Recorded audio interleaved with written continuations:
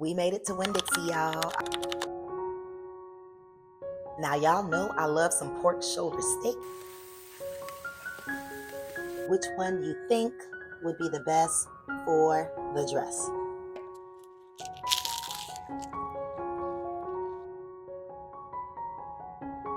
Shake it up, shake it up.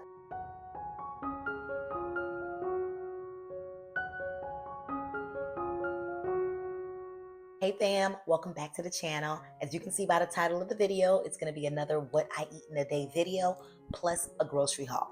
And yes, we're going to go stop by Winn-Dixie and see what sales they have today.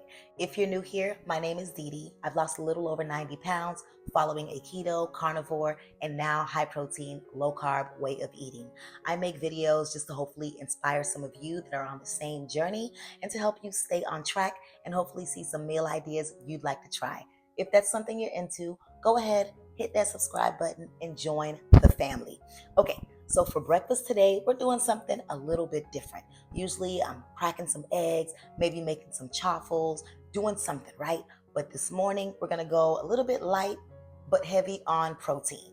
If you've been following me, you already know that I partner with Keto Chow. That's where I get all of my electrolytes from. And the holiday drop is here. And they sent me a whole bunch of new flavors for protein shakes. Today we have peppermint and gingerbread. I wasn't sure which one to choose, but baby, gingerbread won for this morning, okay? Both of them have 26 grams of protein, a little bit over 1 net carb, and around 120 calories. And they taste delicious, okay? So let's go ahead and make our protein shake for breakfast.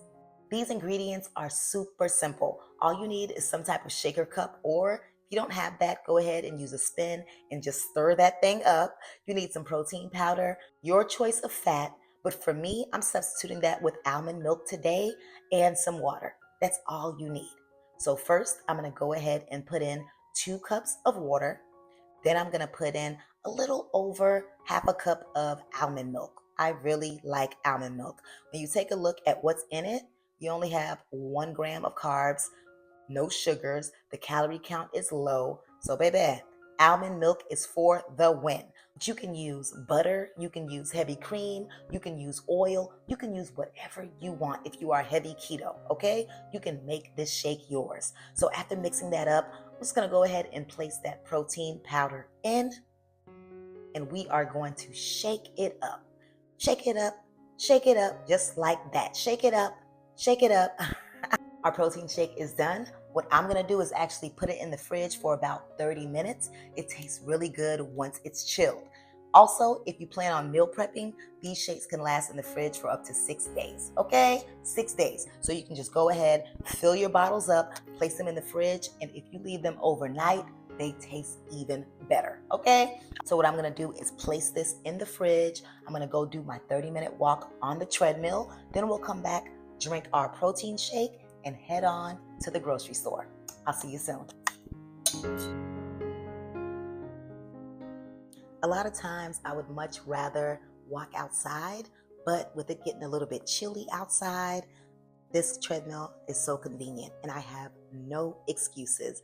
By the time I start watching a good vlog or listening to some music, I am already done with my 30-minute workout.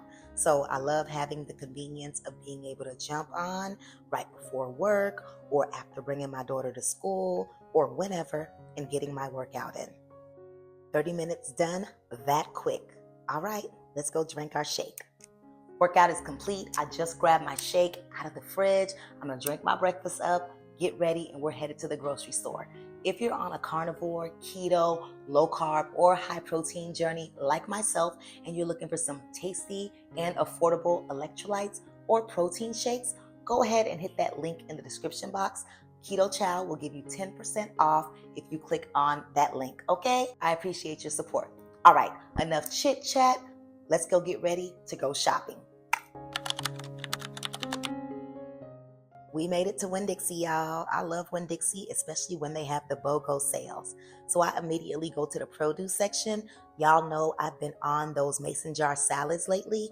These spring mixes are buy one, get one free, so I grabbed them. We also have some shredded lettuce here that's on sale, 2 for $4. I love making taco salads, so I grabbed some of that too. I've also been thinking about making something with sauteed mushrooms. So I went ahead and grabbed some sliced mushrooms as well and threw that in the cart. And then I'm headed over to the seafood section. Y'all, I know everybody is not a fan of tilapia, but my family loves it and I do too. And these are on sale for $6.99. I also found some pork spare ribs, $3.69 a pound. You know I love those pork spare ribs that are fall off the bone in the Instant Pot. I also saw some ground beef, $5.99 a pound. I've seen better, but I'm going to make some lunch with some ground beef, so I'm grabbing one of those packages right there. And of course, I found where the pork was on sale. Right here, we have some country style boneless spare ribs, so I'm definitely grabbing some of those. Those two packages, a little over $9. And on the other side are my staples. Now, y'all know I love some pork shoulder steak, and they are on sale, buy one, get one free. So you get 4 slabs for a little over $9. You know I'm grabbing that, and they are going into the freezer, okay? I stopped by the chicken section and saw BOGO for the chicken, and I took a look. I've seen them cheaper at Aldi, so I put that right back. But I did decide to get some chicken tenderloins because I'm thinking about a meal to make with that. Now, my last stop was the frozen food section, 3 bags for $5. So I grabbed me some frozen broccoli and some frozen peppers and onions just in case I need them. And this is my grocery haul for today. I got some produce, some beef, some pork, some chicken, got some fish. I got a variety up in here. And I got all of this for a total of $67.51. Not bad at all. I'm back from the grocery store and you saw what I got. I know them people probably tired of me. The people at Winn-Dixie. Oh, here she go again, coming to get that pork shoulder steak. But baby, if it's on sale, you know I'm coming to get it. But I actually don't shop like that on an every week basis. Every week I do go and get my veggie staples. But as far as meat, if it's on sale, I know I'm going to use it. I'll throw that in the deep freezer. And also my frozen veggies, I love making sure that I have that in the freezer as well. So whenever I'm cooking something, I know that I can grab some broccoli or some cauliflower or some onions or peppers or whatever it is if I don't have the fresh ones on hand. And as far as fresh veggies, they can go bad pretty quickly. So on a weekly basis, I'll probably get some avocado if I don't have any. I already have some here in the fridge, so I didn't get that this time around, but I'll definitely grab like some lettuce or peppers or onions or whatever veggies that I don't have. I'll try to see if I can get it on a weekly basis. More so, it's the lettuce that'll go bad quickly if it's sitting in the fridge for like over a week. So that was my grocery haul. You see, I got a little variety. I got some fish, I got some meat, pork, chicken, I got some veggies, and I am good to go. All right, so before we actually make our lunch, I wanted to get your opinion on something. So right now, within the last few months of the year, my goal is to see if I can get my body the way that I want it to be, firm up, tone up, get this loose skin tightened a little bit as best as I could by working out, trying to be consistent with that and lifting weights. So that's what my goal is. And if you watch the video where I tried on the bridesmaid's dress, you'll see where I tried it on and it's fitting pretty snug. And I also have like a little problem area in the back that I would love within these 3 months going into the end of the year, that in January, that is fixed. Okay. So you know what the bridesmaid's dress looks like. And now I want to show you my shoe options. So the bride wants us to have gold shoes. And I actually already have 3 pairs of gold shoes here. I didn't want to go and buy anything. So these are my 3 options. And I want you to let me know which one you think would go best with the dress. So we have option 1 right here. Not too high at all whatsoever, because you know I can't wear high heels. I cannot. But this is option 1. There's like a little mesh on top. Toes will be out. Super cute and very much so comfortable. So that's option 1. And this is option 2. It's closed-toed. It's also not high whatsoever, but super cute as well. Kind of chic. So that's option 2. And this is option 3.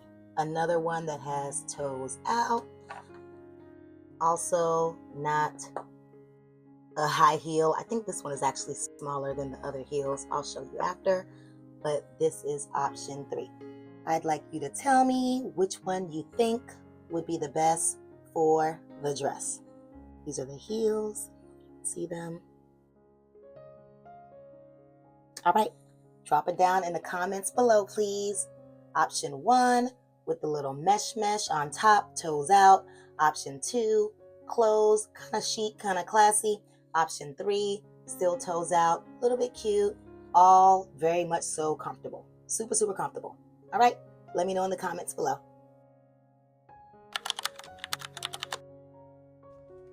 So for lunch, we are keeping it simple but flavorful. We're going to be making a cheesy ground beef skillet. So I'm starting off with 1.5 pounds of ground beef in a hot pan, and I like to break it up with this tool. I'm not sure exactly what this tool is called, but it definitely helps me with breaking up the meat. Okay, so right now we're seasoning it. We're allowing the meat to brown, but we're going to make sure it also tastes good. So I'm using about a teaspoon of red mint salt, some black pepper, a little bit of cayenne pepper as well, same amount of garlic powder, and some onion powder. I don't usually measure perfectly every time, but it's about a teaspoon each. You want to make sure that you're seasoning it to taste, whatever works for your palate, okay? This is your kitchen. So I'm just mixing it up and I'm allowing it to brown until there's no more pink left at all. And this usually takes about 5 to 7 minutes.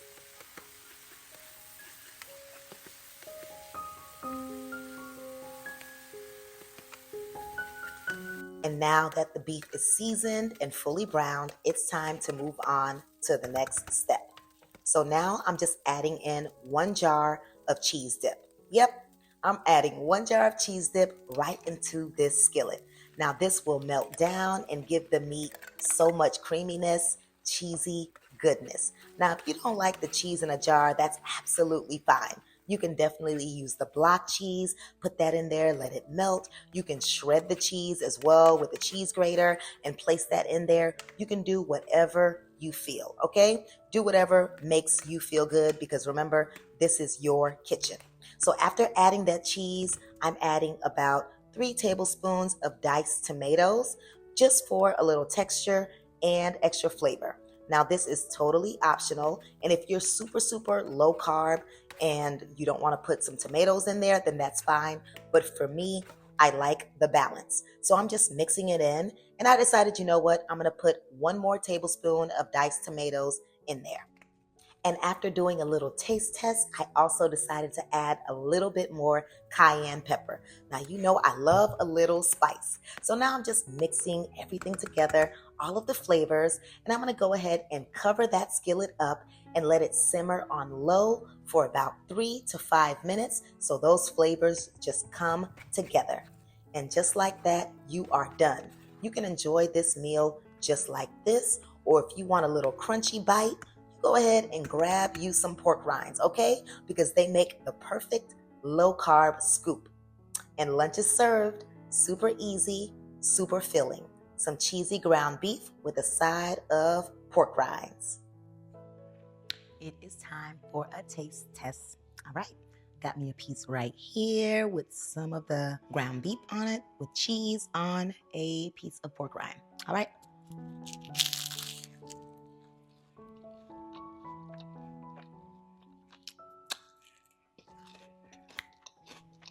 Y'all, that cheeseburger dip hits every single time, especially with that little kick in it, that spice from me adding that cayenne pepper. I love the crunch factor with the pork rinds. It is too good. My family usually eats the cheeseburger dip with some spicy Doritos or some tortilla scoops. I just like the pork rinds. I'm good with that. And as I shared before, make this recipe yours. If you don't like the cheese in a jar, definitely you can use the Velveeta, you can use shredded, you can do whatever you want, child. Make this recipe yours. All right, so I'm gonna go ahead and finish eating my lunch and I will be back in a little bit. See you soon.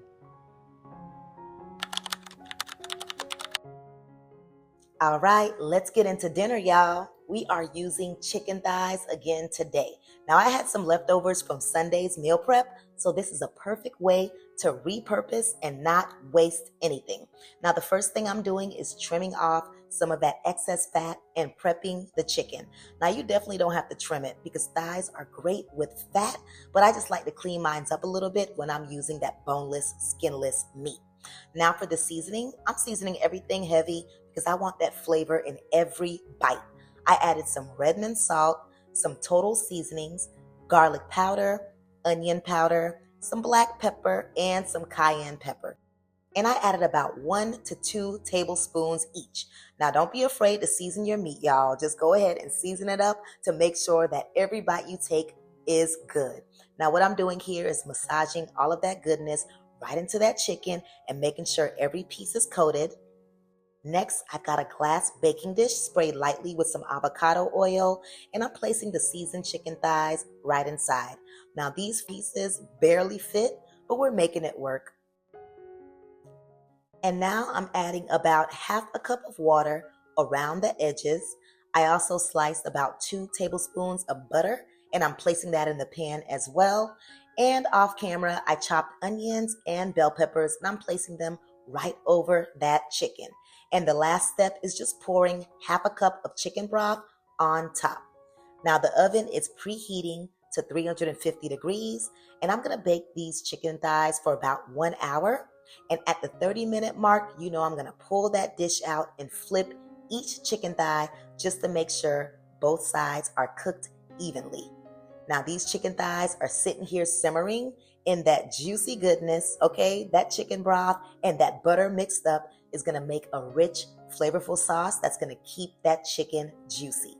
Now after flipping them, I'm gonna place them right back in to the oven for 30 more minutes. And at this point, honestly, that chicken is fully cooked and you could eat it right now because it's smelling really good as well. But what I like to do is brown mine just to make sure it has that little toasty look. So I'm basting that chicken with that buttery broth sauce, and I'm going to pop it right back into that oven for another 3 to 5 minutes under broil, okay? And y'all, look at that. That chicken is looking so good. And there it is. That's our dinner. Some juicy, tender, perfectly seasoned with those onions and peppers on top. So good every single time. And that wraps up what I ate today. Everything was super low carb. Now, some days I add more veggies, and some days, like today, I don't. And that balance typically works for me. On a daily basis, I'm shooting for 20 net carbs or less, and definitely incorporating protein in every meal. I hope you enjoyed the meals today. If so, drop a heart and show your girls some love. As always, thank you so much for watching, and I look forward to seeing you in the next one. Bye.